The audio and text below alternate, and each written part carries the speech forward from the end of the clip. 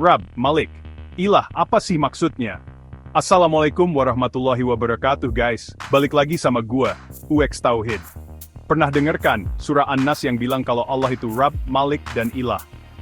Nah, tiga kata ini tuh sering banget kita dengar, tapi kadang masih suka bingung, apa sih maksudnya? Tenang, di video kali ini kita bakal bahas tuntas tiga kata sakti ini. Gua bakal jelasin sesimpel mungkin, pakai bahasa yang lebih kekinian, biar lebih gampang dipahami, terutama buat kita generasi masa kini. So stay tune terus ya, jangan di skip-skip, biar nggak gagal paham. Oke guys, kita mulai dari rap. Bayangin deh, hidup ini kayak negara.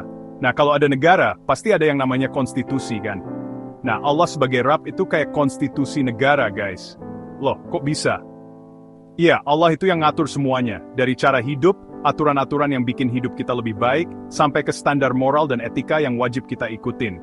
Pokoknya lengkap deh, kayak paket komplit gitu. Dan tahu nggak, konstitusi di dunia ini sering banget bisa diganti, direvisi, bahkan dilupakan. Tapi konstitusi yang Allah kasih, fix, nggak bisa diganti-ganti sama orang. Ini aturan main hidup yang beneran jadi pegangan, bukan cuma teori doang. Jadi, kalau hidupmu berantakan, mungkin kamu lagi ngeyel nggak ikut aturan konstitusi Allah, yang udah jelas ada di Al-Quran dan Sunnah. Yes, hidup jadi lebih gampang kalau ngerti aturan mainnya kan? Nah, sekarang coba deh kalian cek diri sendiri. Udah sesuai belum sama aturan main dari Rabb kita? Kalau belum, yuk sama-sama kita perbaiki diri. Ingat guys, hidup ini cuma sementara, dan kita semua bakal mempertanggungjawabkan segala sesuatu yang udah kita lakuin di dunia ini. So, pastikan kita hidup sesuai dengan aturannya ya. Lanjut guys, kita bahas tentang Malik. Nah, setelah ada konstitusi aturan main, siapa yang ngelaksanain? Ya Malik dong. Kalau Rabb itu aturan hidupnya, Malik adalah yang punya hak penuh untuk menjalankan aturan itu. Gampangnya, Allah itu kayak presiden yang punya hak veto dan kuasa mutlak. Semua urusan hidup, dari yang besar sampai yang kecil, ya diatur sama dia. See? Keren banget kan Allah kita? Dan kalau di dunia ada institusi yang ngatur urusan negara, dalam hidup kita, Malik ini ngurusin segala hal dari yang kasat mata sampai yang gaib. Dari cara kita salat, ngatur rezeki, sampai gimana cara kita berbuat baik ke orang lain. Pokoknya, semua yang kita lakuin tuh, nggak lepas dari pengawasan Allah sebagai Malik. Tapi jangan salah guys, jadi Malik itu bukan cuma soal kekuasaan. Kalau kamu sadar, institusi itu harus ada yang ngawasin kan? Jadi, Allah sebagai Malik ini juga ada mekanisme kontrolnya, nggak cuma ngatur dan selesai begitu aja. Pasti ada konsekuensinya kalau kita ngelanggar aturan. Meskipun banyak orang kadang lupa bayar pajak moral hidup, ya kan? Makanya, yuk kita sama-sama berusaha untuk selalu taat sama aturan Allah, biar hidup kita lebih terarah dan penuh berkah. Chapter 3. Nah, sekarang kita sampai di bagian yang paling penting, Ilah.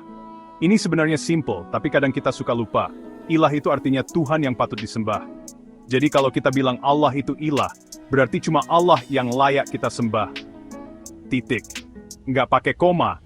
Lah, kalau udah gitu, berarti nggak ada yang lain. Jangan sampai malah sembah influencer atau idola yang cuma like doang. Syariat itu jelas guys, ada petunjuk yang diatur buat kamu supaya hidup lebih seimbang. Dengerin deh. Syariat itu bukan kayak aturan di sekolah yang banyak banget dan bikin pusing kepala. Ini adalah cara kita hidup yang paling benar dan langsung diatur sama Allah. So, udah jelas kan? Cuma Allah satu-satunya ilah yang berhak kita sembah. Jangan sampai kita terjebak sama hal-hal duniawi yang bikin kita lupa sama Allah. Yuk, kita sama-sama luruskan niat dan tujuan hidup kita, yaitu untuk beribadah kepada Allah semata. Gimana guys? Udah mulai tercerahkan belum tentang Rabb, Malik, dan Ilah? Coba deh, kita lebih kas sedikit. Kalau hidupmu serasa nggak terarah, sering banget ngerasa bingung mau ngapain, mungkin karena kita lupa sama 3 poin ini. Rabb, Malik, dan Ilah itu kayak 3 in 1 paket solusi hidup. Kalau kamu ngerti, kamu bisa tahu di mana posisi kamu, apa tujuan hidup kamu, dan apa yang seharusnya kamu prioritaskan. Gak ada lagi deh drama hidup kayak di sinetron. Karena hidupmu udah punya skrip yang jelas dari Allah. Jadi kalau kamu bingung, kembali ke dasar Rabb sebagai konstitusi hidup, Malik yang punya hak mengatur dan menjaga, dan Ilah yang harus kita sembah. Kalau udah paham ini, pasti hidupmu bakal lebih terarah. Lagian, siapa lagi sih yang bisa bikin aturan yang sempurna selain pencipta alam semesta ini? So jangan cuma baca doang ya. Yuk, praktekin. Wassalamualaikum warahmatullahi wabarakatuh.